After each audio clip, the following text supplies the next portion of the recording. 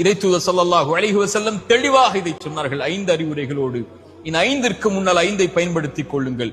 1, உனக்கு வயோதிகம் வருவதற்கு முன்னால் வாலிபத்தை பயன்படுத்திக் கொள்.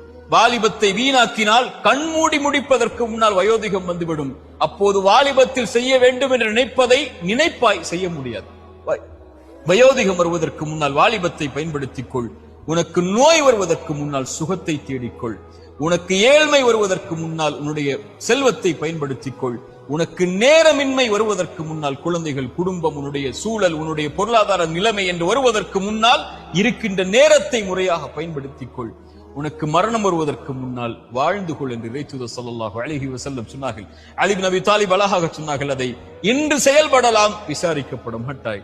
நாளை விசாரிக்கப்படுவாய் மரணத்திற்கு முன்னால். அப்போது செய்ய வேண்டும் என்று நினைப்பதை செய்ய முடியாது. இந்த அறிவுரைகள் எல்லாம் எமக்கு சொல்வது இந்த நாள், இந்த நிமிடம், இதுதான் நமக்குரியதே தவிர எதிர்காலமோ கடந்த காலமோ அல்ல.